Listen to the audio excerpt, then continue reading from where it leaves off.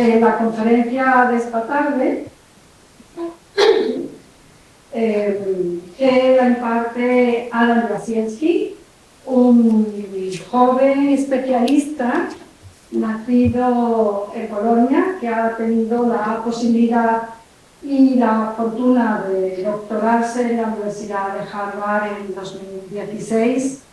Es especialista en arte visual español, tanto en España como en Hispanoamérica, y ha escogido dos temas.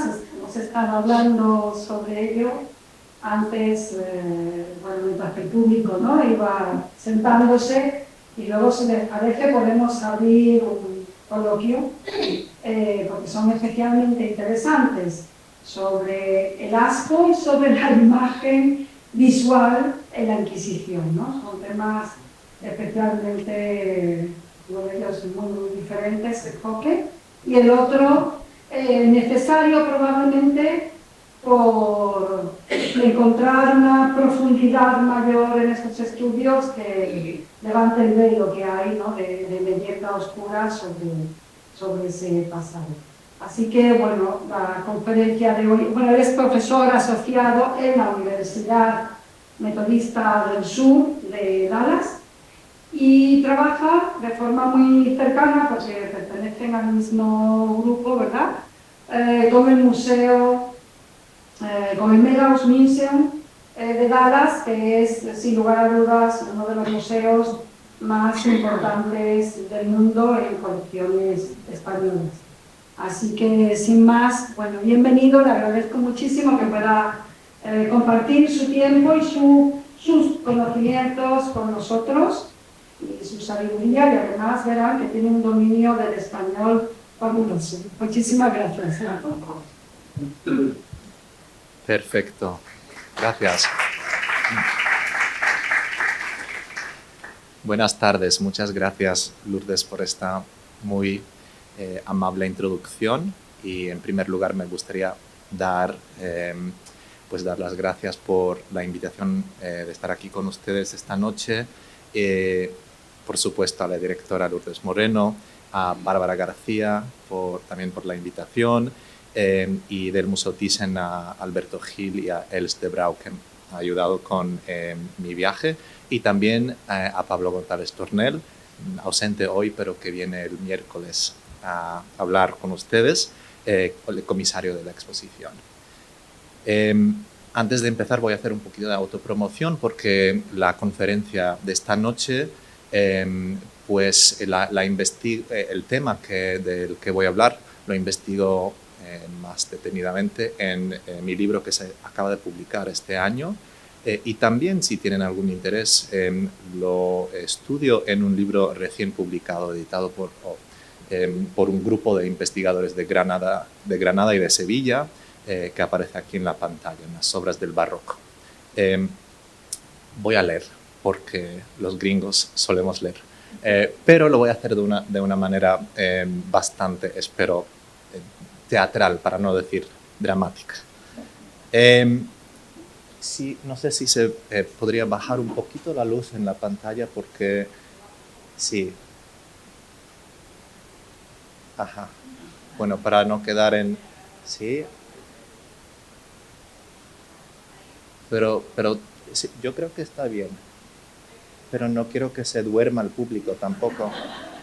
Pobrecitos, que me tienen que estar escuchando durante 40 minutos. Esto sí es un reto. Bueno, voy a empezar. Muchas gracias. Pues sucedió en un pueblo que se llama Algete, entonces llamado Argete, un poblado al noreste de Madrid, una historia cuyos pormenores aparecen detallados en los papeles del Santo Oficio de la Inquisición. En 1626, una mujer llamada Clara de la Torre obsequió al presbítero de la villa, de nombre Juan López Martínez, un cuadro que su tío había encargado a un pintor en el monasterio de San Bartolomé de Lupiana. La pintura representaba a la recién canonizada Santa de Ávila, Teresa de Jesús. López Martínez colgó el cuadro en el oratorio de su casa y allí lo vieron durante los años venideros numerosos visitantes. Se sabe que al menos una de esas personas, doña Isabel, una pariente de ese López Martínez, rezaba muchas veces al dicho retrato por ser de la Madre Teresa de Jesús. Y voy a decir que la ortografía es original a los textos. Nada de esto hasta ahora es sorprendente. La producción de imágenes religiosas y particularmente las de un personaje tan en boga como Teresa de Jesús, canonizada solo 4 años antes, la posesión privada de pinturas religiosas y la costumbre de rezar ante cuadros que representaban a santos eran prácticas comunes y aceptadas, por supuesto. Pero lo llamativo de este caso es que en 1633 uno de los invitados a la casa del presbítero advirtió algo que, si bien no le perturbó de inmediato, 6 años más tarde le llevó a presentarse en la sede del Santo Oficio para dar testimonio de lo que había visto. Dijo que luego de acogerlo en su casa, López Martínez le animó a visitar su oratorio, en el cual el cura dijo a que mirase sus pinturas para ver si conocía alguna, y éste las miró y reparó que estaba una Santa Teresa y que su rostro era el de dicha Eugenia. Pues, ¿quién es Eugenia? Eugenia, hay que explicar, era una hermana de Clara de la Torre, procediente de la localidad de Los Santos, que fue acusada en el mismo periodo por visionaria falsa. Más adelante el presbítero explicó que el hecho de que el cuadro luciese así había sido caso milagroso, porque el pintor que la pintó no la conocía y la hizo borrar 2 veces y siempre la sacó con más perfección hasta que, pareciéndole caso milagroso, se determinó a dejarla como hoy se está, con el rostro de dicha Eugenia, y que esto es lo que sabe, y dice que aún el cuerpo de la dicha es de Santa Teresa, el rostro es de Eugenia. Curioso. ¿Acaso deseoso de confirmar el carácter religioso del cuadro, el testigo añadió que tenía resplandores? Si la descripción del aspecto de la imagen que me ocupa aquí no cambia mucho entre el relato del testigo original y los de los demás testigos llamados a testificar durante el proceso, sí empiezan a aparecer algunas dudas sobre las etapas de la creación o quizás el posible repinte del cuadro. Por ejemplo, durante el interrogatorio del propio López Martínez, el propietario del cuadro, el cura confirmó que tenía un cuadro de la Madre Teresa de Jesús y que por tal lo veneraba. Y aunque es verdad que dicen que se parece a dicha Eugenia, él no lo mandó retratar ni tal se probaba.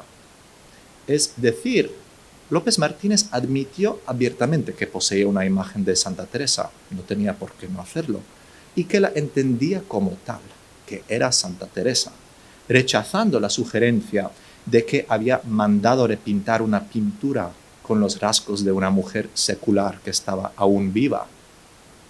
A la postre, López Martínez confirmó que había oído la anécdota acerca del doble borrado y repinte del rostro de la imagen, que resultó teniendo una cara parecida a la de Eugenia de la Torre, pero no lo consideró milagroso, sino, como dijo, como causa natural. Es decir, en su defensa presentó el hecho de que la cara pintada de la santa se parecía a la de Eugenia como algo que no era nada más que una similitud accidental y que no reflejaba ningún tipo de intervención supernatural.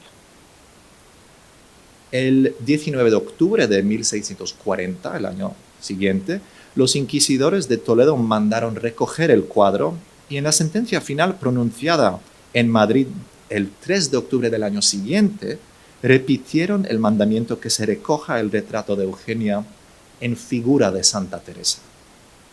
Al finalizar el proceso, los inquisidores no especificaron si se trataba de un cuadro repintado o si el parecido era casual. Parece que esto no importaba. Lo que les preocupaba era el entendimiento común de que era una imagen secular y sagrada a la vez. En relación con estos asuntos, en primer lugar, me gustaría considerar el posible aspecto del cuadro de Algete.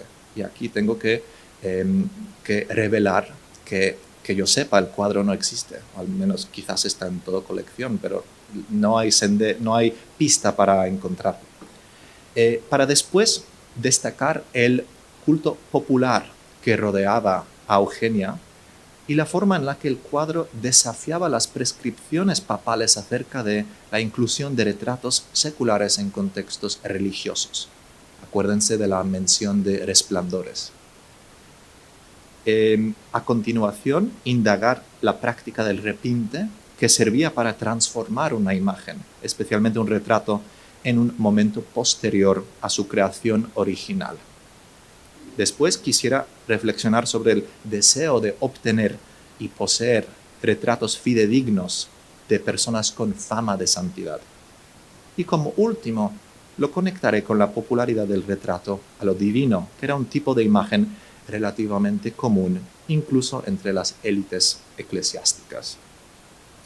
Este episodio de Algete, fácilmente descartable como mera anécdota, sin embargo, nos puede servir de pretexto para plantear la principal hipótesis, para no decir provocación, de esta conferencia, que cada retrato, en cualquier momento y en cualquier contexto, podía llegar a funcionar como una imagen devocional, lo cual dependía solamente de quién lo veía y cómo lo entendía. Para argumentarlo, introduciré varios materiales comparativos, incluso de otros contextos, que abrirá el camino al segundo argumento que pretendo aquí exponer. Casos separados por décadas y océanos describen imágenes y prácticas que, si no son exactamente las mismas, son extremadamente parecidas. Por un lado, el caso de cómo los habitantes de esta villa de Algete respondían a los retratos de Eugenia es muy específico, por lo cual su análisis sí se podría restringir a los contextos locales de los pueblos que he mencionado, Algete, San Bartolomé de Lupiana y los santos de la Humos, que rodean todos a Alcalá de Henares. Pero por otro lado, ese es un solo ejemplo que muestra elementos que se repiten una y otra vez a pesar del contexto. Ciertas ansiedades ya caracterizaron los sermones del agitador y reformista dominicano Girolamo Savonarola en la Florencia de finales del siglo XV, quien criticaba la representación o inclusión de personas sin canonizar en pinturas religiosas, porque podían ocasionar confusión en sus públicos. Las mismas preocupaciones resurgían sin haber sido resueltas y en términos muy parecidos en Castilla a finales del siglo XVI, en Guatemala a principios del XVII, en el México de mediados del siglo XVII o en la Mallorca del siglo XVIII. Estos todos son casos que examino en mi libro. Empiezo ahora con una pregunta sencilla, pero creo fundamental. ¿Qué aspecto pudo haber tenido el cuadro pintado en el monasterio de San Bartolomé de Lupiana, en el cual Eugenia aparecía en figura de Santa Teresa? Ninguno de los inquisidores se encargó de obtener una descripción de la pintura. Tan solo se limitaron a mandar que fuese traída a su sede en Toledo.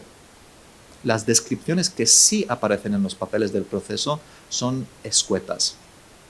Teniendo en cuenta esto, consideraré el posible aspecto del cuadro, del retrato de Santa Teresa para procurar dar cierta tangibilidad a este caso que es por lo demás completamente textual.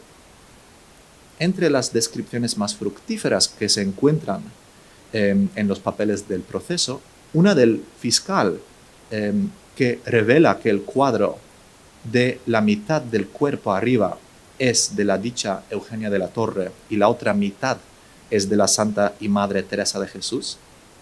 Así, curioso, así como la de la acusación que lo caracteriza como una fingida pintura de Santa Teresa, siendo la cara de la dicha pintura de la dicha persona, es decir, Eugenia, y el cuerpo y traje de la santa. Nada más. Entonces, ¿qué podemos extrapolar de estas brevísimas calificaciones? Si nos fijamos en las numerosísimas representaciones de la santa abulense que se produjeron a lo largo del siglo XVII, podemos distinguir entre varios tipos. Y por fin aquí algunas imágenes. El verdadero retrato de la santa pintado por el fraile Juan de Miseria y ampliamente diseminado en estampas, sirvió de modelo para muchas pinturas que reproducen más o menos fielmente su aspecto en su madurez, incluyendo sus arrugas, las mejillas redondeadas pero algo descolgadas, la papada y las 3 famosas verrugas, nombradas, hay que revelar, en algunos tratados hagiográficos con la más apacible palabra lunares. Otros siguen al prototipo de Miseria, pero lo avivan. La santa escribe, o se flagela, o desarrolla otros aspectos de su labor mística, pero sigue siendo reconocible no solo por su característico hábito, sino también por su cara. Otra categoría, representada, por ejemplo, por un cuadro sin atribución de la Real Academia de Bellas Artes de San Fernando y otro del Museo Nacional del Prado, ambos del siglo XVII, o por una pintura de José de Ribera del Museo de Bellas Artes de Sevilla, abandonan, en cambio, cualquier atención a la apariencia de la santa según su retrato hecho por Fray Miseria. En estos ejemplos, Teresa de Jesús aparece más bella, más joven, sin las características verrugas y a veces idealizada hasta casi lo imposible, considerando, por ejemplo, los enormes ojos con los que la pinta Ribera. Y tengo que confesar que mirando el cuadro que están ahora arriba, es un caso interesante que Ribera sí se adhiere al prototipo de Miseria, pero también la pinta con unos ojos bien grandes. Dados los parámetros del caso de Algete, hay que considerar que la pintura de Lupiana que llegó a poseer el cura probablemente se parecía a este último tipo. Es decir, se trataba de una imagen de mitad del cuerpo o de cuerpo entero, con un espacio pictórico poco profundo y con algunos elementos iconográficos, pero sin una detallada representación narrativa adicional. También se entiende que si llegó a ser repintada con un retrato de Eugenia, la pintura era reconocible como una representación de la Santa de Ávila, pero sin una profunda atención a sus rasgos faciales, es decir, presentaba más bien un rostro genérico. Esta última característica que se encuentra en los lienzos del Prado y de la Real Academia es crucial para el argumento que aquí quiero plantear, ya que este tipo de cuadro me parece el más plausible candidato a estar repintado. En estos casos podemos pensar en la cara como si fuera un lienzo delicadamente bosquejado en espera de estar completado con más detalles, con detalles más específicos. Por otro lado, si el cuadro no fue retocado, el aspecto genérico de la cara pintada funcionaría como un vacío expectante en que cualquier mujer podría potencialmente verse y, con la ayuda de su imaginación, reconocerse. El hecho de que la pintura de Santa Teresa, con el presunto retrato de Eugenia, incluyera resplandores, la sitúa dentro de una categoría de representaciones de particular interés para la Iglesia romana. La inclusión de estos resplandores o rayos en una representación de la figura humana era, junto con nimbos, una manera de elevar a un protagonista al rango de ente sobrenatural. Un decreto del Papa Urbano VIII sobre los cultos a los santos, promulgado en 1625 y después expandido varias veces, respondía precisamente al problema representado por los protagonistas de Algete: elevar a personas no reconocidas por el papado como santos al nivel de tales, simplemente por la práctica devocional popular.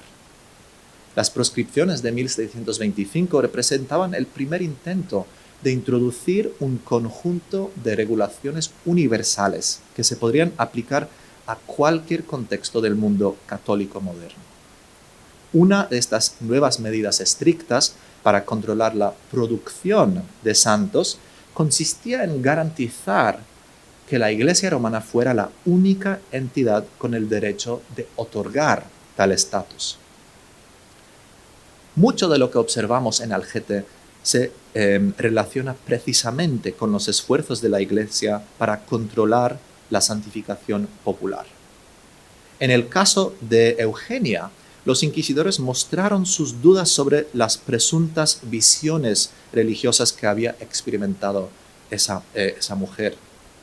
Pero en muchos otros casos de personas tomadas por santas mientras vivían, sus partidarios tenían que actuar con cautela al recoger un corpus de documentos e imágenes que pudieran ayudar en el proceso de una futura causa de beatificación o canonización, sin tratar a estas personas como si ya fueran santas.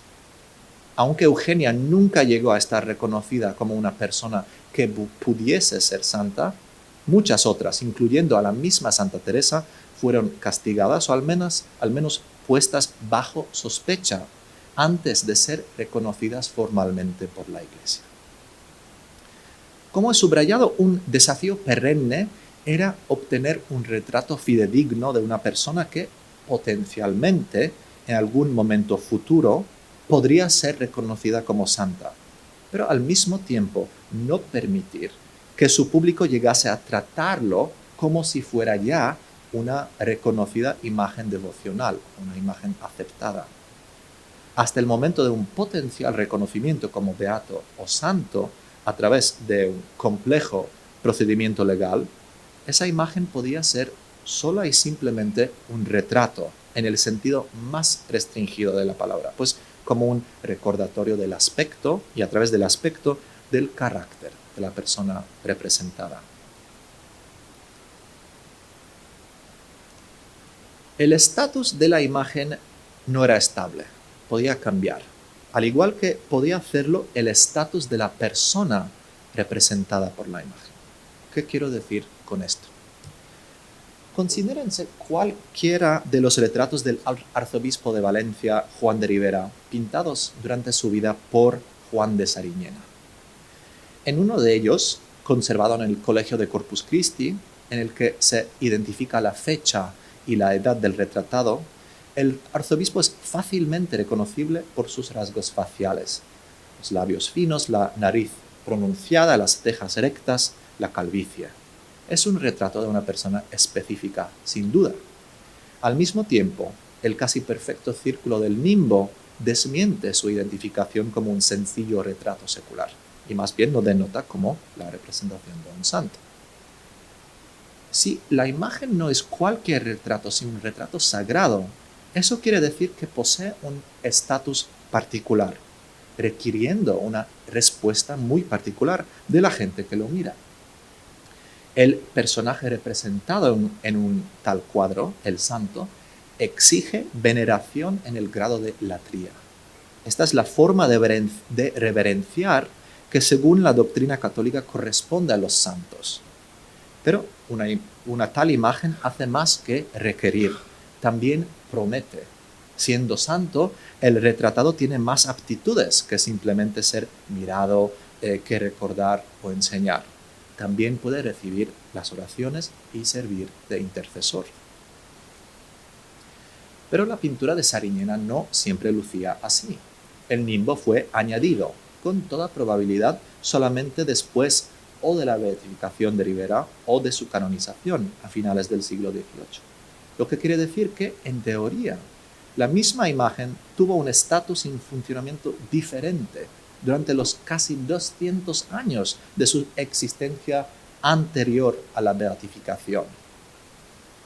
Como prueba de la popularidad de la práctica del repinte, es decir, la práctica de retocar cuadros terminados, muestro aquí en la diapositiva varios retratos transformados en una fecha posterior en imágenes religiosas. Un fraile cambiado en un San Buenaventura, se puede apreciar el nimbo con el nombre del santo. Un caballero transformado en San Jorge con el sencillo hecho de añadir unas letras alrededor de su cabeza diciendo San Jorge y la cruz en el pecho. Una mujer transformada en Santa Elena este ejemplo por orden del mismísimo Felipe II, y otro caballero transformado en San Felipe Neri. Otra vez un cambio muy sencillo, solamente a través de la inclusión de unas palabras, unas letras. A diferencia de los retratos de Sariñena, en todos estos cuadros el repinte otorgaba a la imagen un nuevo significado religioso y al mismo tiempo suprimía la identidad del retratado. Y me imagino que en muchos de estos casos se trataba precisamente de la pérdida de la memoria, ¿no? Que la gente ya no reconocía a la persona representada, y entonces esto era una manera eficaz de añadir un nuevo significado a una tal imagen. No sorprende entonces que en el caso de Eugenia sus seguidores quisiesen recordar la apariencia de la mujer. Y si sus visiones pudieran ser, después de su muerte, reconocidas como verdaderas, aunque numerosos futuros santos no permitieron ser retratados, otros muchos sí participaron en la creación de sus propios retratos, como la misma Teresa de Jesús. El reto de conseguir retratos fidedignos fue un tema recurrente en la época. Por ejemplo, en el contrato firmado por Juan Fernández Navarrete para la elaboración de pinturas de santos para el Escorial, se estipulaba que si algún santo tuviera retrato al propio, se pinte conforme a él, al retrato, el cual se busque donde quiera que le haya con diligencia. Mientras que Francisco Pacheco terminó sus prescripciones para la pintura de santos específicos con una recomendación de que mientras se hallase el retrato verdadero de algún santo que se haya hecho muerto o vivo o por algún camino, o se supieran las señas de su rostro por la historia o información de quien le conoció, se ha de dar a todo lo dicho más crédito que a la imaginación. Por supuesto, a la imaginación del artista. Lo que hundió el potencial culto futuro de Eugenia no fue el hecho de que fuera retratada, y aunque fuera problemático, tampoco fue, creo, el hecho de que se la representara con resplandores. Más bien, creo, fue el problemático reuso de la imagen de Santa Teresa, lo que no solamente era elevar a una persona que no lo merecía al estatus de la santa, sino que también devaluaba la imagen de la propia Teresa. Además, potencialmente perjudicaba a los fieles que realizaban sus oraciones ante ella. Y no solo porque la imagen de Teresa, aunque ofendida de esta manera, perdiera su estatus de imagen devocional, sino por el riesgo que suponía que algunos pensasen que la santa representada no era Teresa, sino Eugenia, y dirigieran sus oraciones a una receptora que no podía contestarles. Al parecer, el rostro de Santa Teresa en el cuadro de Algete se parecía a Eugenia y la gente lo reconocía. Pero si es cierto, ¿cómo llegó a lucir así?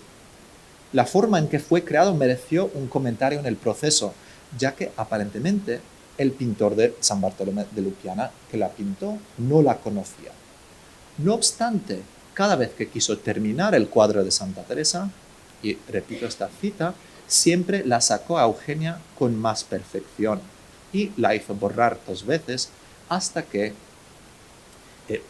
pareciéndole cosa milagrosa, se determinó a dejarla como hoy se está, con el rostro de dicha Eugenia. Otro testigo dijo que habiendo mirado la pintura, le pareció mal. A continuación, procuraré analizar estas declaraciones desde varios puntos de vista, empezando por un escenario hipotético en el cual Eugenia no fuera sospechosa para el estamento eclesiástico, sino que fuera ampliamente aceptada como santa. En este caso, el hecho de que existiera un retrato no tan solo verdadero, sino que milagrosamente hecho, y gracias a esto doblemente verdadero, constituiría tanto un milagro en sí como la base para un culto ulterior a los verdaderos retratos de esta futura santa. Entonces, si aceptamos esta narración sobre la naturaleza milagrosa del ícono retrato de Teresa Eugenia, cómo, a su entender, se habría pintado. Es más que probable que los seguidores de Eugenia, incluyendo al mismo López Martínez, se basaran aquí en los frecuentes tópicos de las vidas de los santos, incluyendo, por ejemplo, el caso del retrato milagrosamente hecho de San Francisco de Paula y representado posteriormente por Lucas Valdés. En un sermón, el agustino sevillano Pedro de Valderrama describió que el pintor encargado para crear una representación del santo súbitamente cayó muerto, dejando a medio hacer la imagen comenzada. Mas viendo esto, el santo benditísimo fue visto bajar del cielo y tomando el pincel y los colores, acabó el cuadro y lo enmendó con suma perfección. Aquí vemos un variante de esta historia, ya que el personaje que lo termina no es el santo, sino un ángel. Si la fama de santidad de Eugenia hubiera llegado en algún momento a un reconocimiento eclesiástico, es más que probable, creo, que la narración de su milagroso retrato llegara a tener una forma parecida al famoso milagro de San Francisco de Paula. Y espero que me perdonéis aquí en un poquito de licencia creativa con mis diapositivas. Y si la pintura de Eugenia no fuera una representación de Santa Teresa repintada, sino un retrato a lo divino de Eugenia en la guisa de esta última, ¿cambiaría entonces nuestro entendimiento de la imagen y su estatus? ¿No es esto algo fuera de toda probabilidad, ya que en ningún momento queda completamente claro cómo se hizo el cuadro? Si bien su descripción como el retrato de Eugenia de la Torre en figura de Santa Teresa se ajusta a las muy infrecuentes menciones explícitas de retratos a lo divino en la Edad Moderna, que ilustro aquí con el poco estudiado retrato familiar a lo divino de los granduques de Florencia, en el cual los parientes de Cosimo de Medici se representan bajo la guisa de diversos santos, con su esposa, Eleonora de Toledo, interpretando el papel de la mismísima Virgen. Por ejemplo, en Guatemala, en 1615, un testigo declaró haber visto un cuadro en la catedral de la ciudad, en el cual, a su parecer, la imagen de San Juan Bautista es retrato, es decir, que lo que es rostro y cabeza, de un oidor, y que las representaciones de los santos Esteban y Lucía en el mismo cuadro eran en realidad retratos de sus dos hijos. Además, lo calificó con las mismas palabras, le pareció mal, que usaría el testigo en el caso de Eugenia unos 25 años más tarde, le pareció mal, para justificar que el error residía en el hecho de que debajo de figuras de santos se retratasen semejantes personas, y particularmente la hija no siendo legítima. Nos vemos un juicio moral añadido a esa descripción. Del mismo modo, los títulos de los sonetos que se burlaban de la presunta moda entre damas de encargar cuadros en que aparecieran como santas, lo que Emilio Orozco Díaz llegó a denominar la retratística a lo divino, precisamente, también usaron una terminología parecida. Por ejemplo, el soneto a una tabla de Susana, en cuya figura se hizo retratar una dama de Lope de Vega. Y obviamente aquí en el museo tienen el maravilloso cuadro de Francisco de Zurbarán, que representa a Santa Marina y que es uno de los cuadros que se suelen considerar retratos a lo divino. Aquí os muestro un cuadro portugués que parece representar a una dama como Santa Isabel, se ve la inscripción, aunque sin un estudio técnico es imposible comprobar si este fue ideado como un retrato a lo divino o, como tantos otros, fue sometido a unos sencillos repintes que incluirían tanto la inscripción como las flores en su regazo. Además, lo que compartía el cuadro de Algete con estos casos de producción de retratos a lo divino fue precisamente la preocupación que la jerarquía eclesiástica expresaba acerca de la visibilidad de tales imágenes. En Algete, en Guatemala, y si de verdad existieron los retratos descritos en los sonetos en los círculos de Lope y de otros escritores, lo que preocupaba era la accesibilidad que tenían los públicos a estos retratos. El hecho de que cualquier persona pudiese acceder a ellos y estar sometida a su desconcertante doble mensaje, el de la imagen que representaba a un personaje sagrado y que tenía entonces relevancia universal dentro del mundo católico, y el del retrato que representaba una persona específica y con relevancia limitada y sin dones adicionales. Es cierto que mientras en Guatemala el retrato del oidor y su familia se ha puesto muy de ordinario en iglesias y altares y en las procesiones del Santísimo Sacramento, y que ha oído este testigo a diversas personas murmurar de estos retratos, en Algete el acceso era más limitado, ya que el presbítero invitaba a sus huéspedes a ver el cuadro en el oratorio de su casa. No obstante, los testimonios en contra de López Martínez y Eugenia eran prueba de la visibilidad del cuadro. No debemos olvidar, además, que Eugenia no tenía un estatus social elevado, por lo que tuvo muy poca protección cuando sus pretensiones a la santidad se empezaron a desenmarañar. En el caso del retrato de Santa Teresa con los rasgos de Eugenia, tenemos el testimonio, además, de al menos una persona, la pariente del cura, doña Isabel, que rezaba frente a esta imagen. Se entiende, por supuesto, que cuando oraba, ignoraba el hecho de que la imagen representase a dos personas, la celestial Teresa y la ineficaz Eugenia. Pero en diferentes momentos y para distintos públicos, la misma imagen representaba conceptos totalmente distintos e incluso opuestos. Como último, es posible que nunca existiera un retrato de Eugenia que hubiera sido repintado con los atributos de Santa Teresa y que fuera solo casualidad que bajo de los genéricos rasgos de una pintura de la santa abulense, unos cuantos espectadores, guiados sin duda en sus respuestas por las preguntas complejas de los inquisidores, pensaran haber reconocido la apariencia de una mujer específica. En este caso, lo que nos interesaría sería la tendencia de buscar retratos dentro de representaciones sagradas, algo muy común en la literatura artística del Renacimiento, como en la literatura académica actual. Y esto es una diapositiva que acabo de añadir porque de esto tenemos prueba bastante convincente aquí en Málaga, en la catedral, el cuadro de la Virgen del Rosario.